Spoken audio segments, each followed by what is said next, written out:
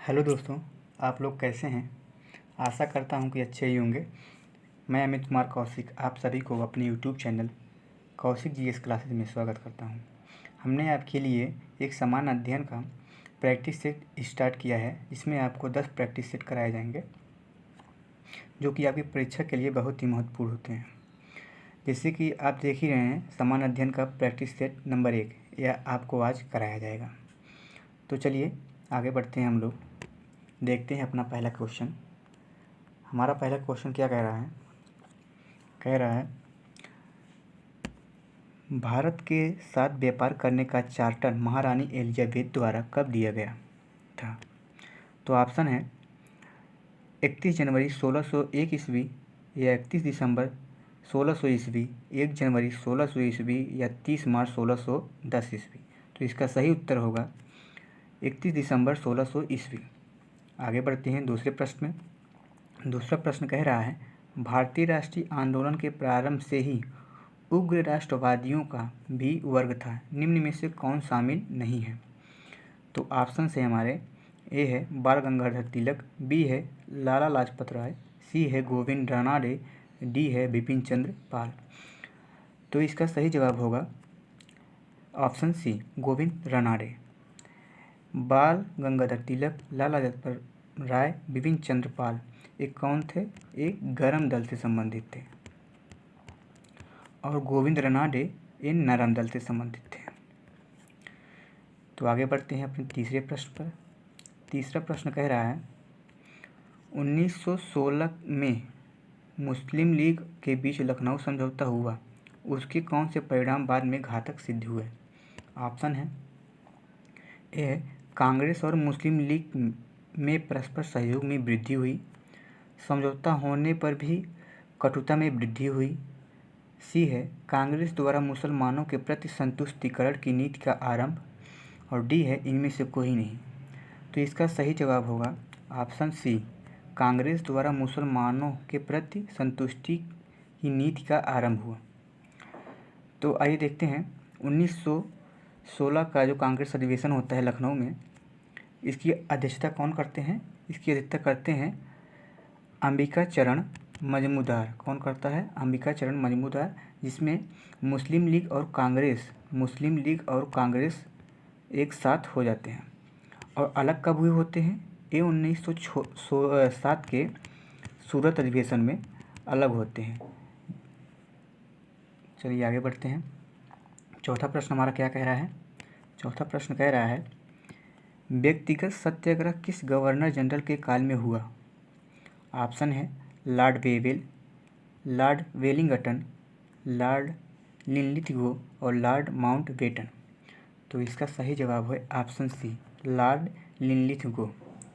तो ऑप्शन आप डी देख रहे हैं, लॉर्ड माउंटबेटन जो है, इसी के समय में माउंटबेटन योजना आता है। कौन आता है, माउंटबेटन योजना आता है। कब आता है, 3 जून 1947 को आता है, जिसे मन बाटन योजना के नाम से भी जाना जाता है। ऑप्शन सी इसका सही जवाब होगा चौथे प्रश्न का। आगे बढ़ते हैं पाँचवें पे।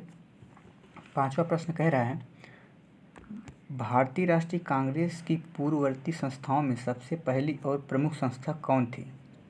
यह संस्था थी, ऑप्शन है national conference, national association, British India association या ब्रिटिश एसोसिएशन।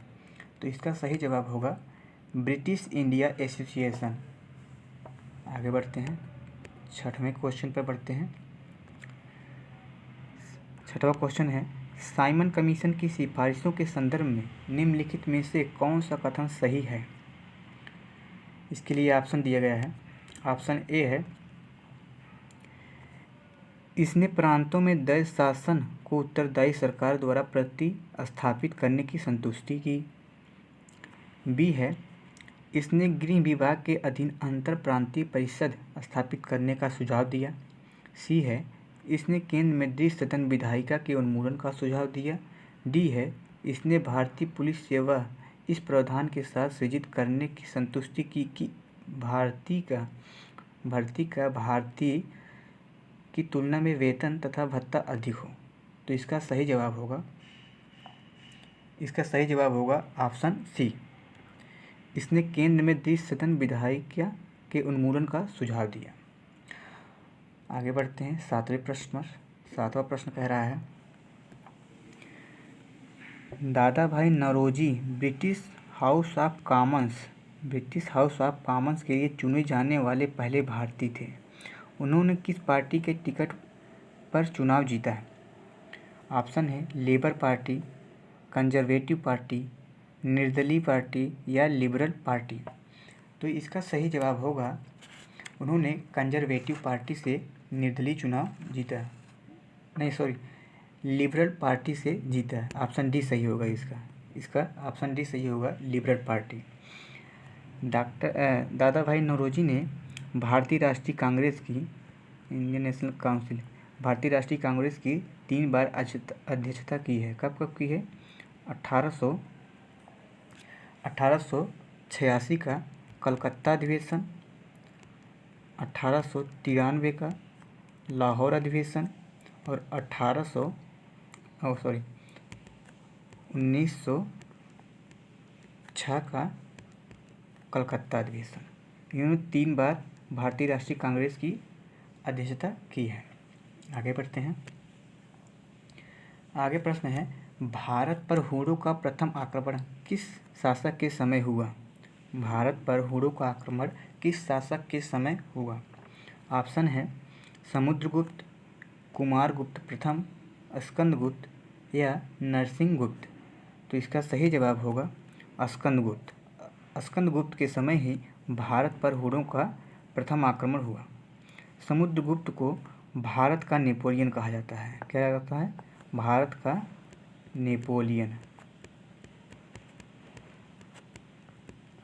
भारत का नेपोलियन कहा जाता है। आगे बढ़ते हैं। 9वां प्रश्न हमारा क्या कह रहा है? कह रहा है, ऐहोल अभिलेख किस शासक से संबंधित है? जिसके लिए ऑप्शन है स्कंदगुप्त, हर्षवर्धन, पुलकेशिन द्वितीय या रुद्रदामन। तो इसका सही जवाब होगा पुलकेशिन द्वितीय। ऐहोल अभिलेख पुलकेशिन द्वितीय से संबंधित है। पुलकेशिन द्वितीय ने ही हर्षवर्धन को पराजित किया था। और रुद्रदामन जो ऑप्शन डी है, रुद्रदामन का जो है जूनागढ़ अभिलेख है, जिसमें सुदर्शन झील के पुनर्निर्माण की बात कही गई है। सुदर्शन झील पुनरुद्धार की बात कही गई है। आगे बढ़ते हैं। 10वां प्रश्न है, सत्यमेव जयते किस उपनिषद में संग्रहित है? ऑप्शन है एवेरियोपनिषद, ईशोपनिषद, कठोपनिषद या मुंडकोपनिषद। तो इसका सही जवाब होगा मुंडकोपनिषद में ही सत्यमेव जयते की बात संग्रहित है। आगे बढ़ते हैं।